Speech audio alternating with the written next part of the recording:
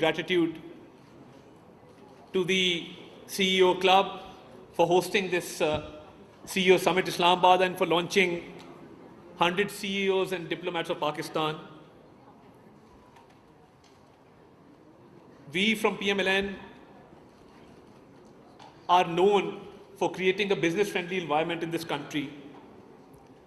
Whenever we've been given a chance to run this country, the business community has always benefited greatly. And I would just like to take you into the recent past. In 2018,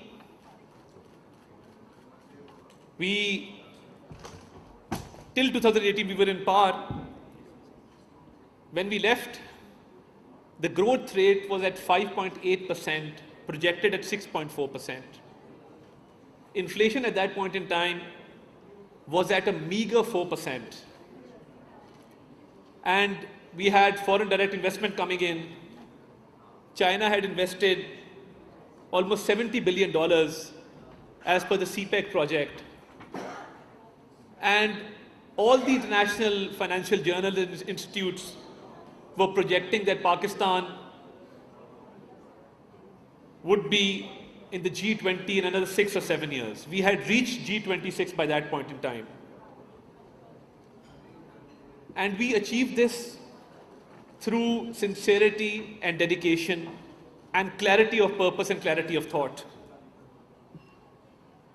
Because without stability, there is no progress. And first and foremost, our attention was focused on creating a safe and secure environment in this country. When we took over in 2013, we were faced with two challenges. And I will not go into the details or bore you with the details, but the main challenge was the energy crisis. And I once asked Hafiz Pasha Saab as to the estimated loss to the economy because of the energy crisis every year. And when he went into those calculations, his reply was that every year there is a leakage of 500 billion rupees due to the energy crisis. This was the first and foremost challenge, which was making the economy bleed. Secondly, the biggest challenge was the security environment in the country. So what did we do? We embarked on two journeys. The first journey was to get rid of the energy crisis, and whether it was the private sector or the public sector, efficient plants were set up in the country for energy production, and within 4 years, we brought load shedding from 20 hours a day to 0. Now, this wasn't an easy task. In fact, it was a very uphill task, but within 4 years, we delivered on that promise. At that point in time, I remember load shedding was almost 18 to 20 hours a day in most areas of Pakistan. The second challenge was the security situation of the country. And the commercial hub of this country, which makes the economy go and which pays majority of the taxes, Karachi was a very unsafe city. But there was an iron resolve to restore peace in Karachi and to restore peace in other parts of the country. And we, with the help of the security forces, embarked upon this National Action Plan. And 2 operations were launched in the no-go areas, and an operation was launched in Karachi. And I'm delighted and proud to report that within those 4 years, the law and order situation in the country improved immensely. We saw that there were no suicide bombings. We saw that the law and order situation, not only in Karachi, but all over the country, improved immensely. Now, this time around, when we talk about building trust for growth, what does it mean? In the previous government, we were faced with the risk of default. And when I talk about trust, I'll just briefly explain to you how we were able to regain that trust in a short span of time, because we were on the verge of default. And you will bear me out that exporters faced great difficulties because of the fluctuating rate of currency. Nobody would even open LCs in that era. So with the right kind of policies, we averted a big crisis.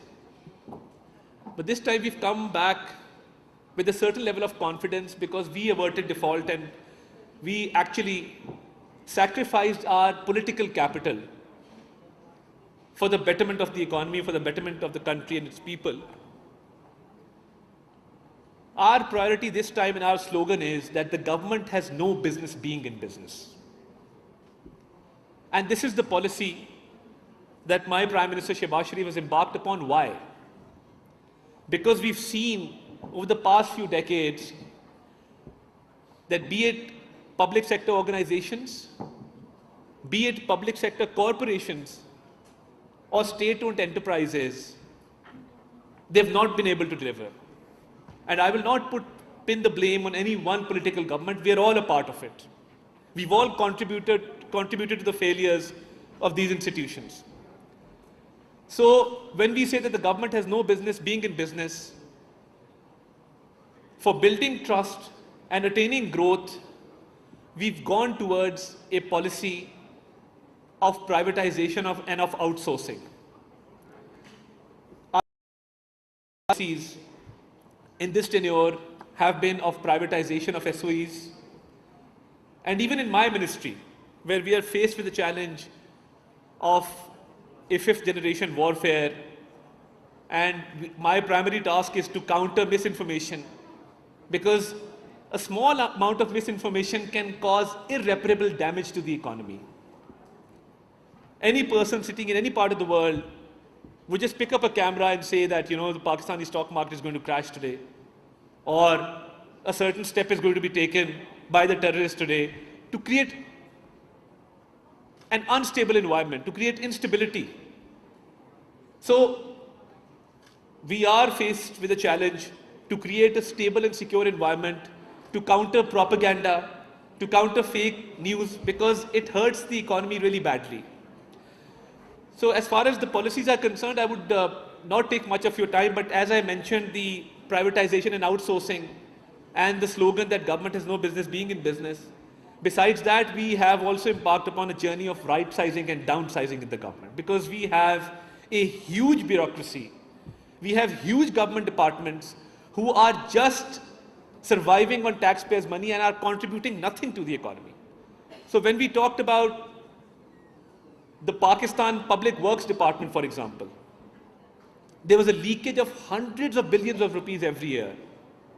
A bold step was taken to shut down that department, and it has been implemented on the ground. Many corporations, many public sector organizations which have no role to play in this day and age, we're going to shut them down. Departments which contribute nothing to the economy but survive on billions of rupees of taxpayers' money.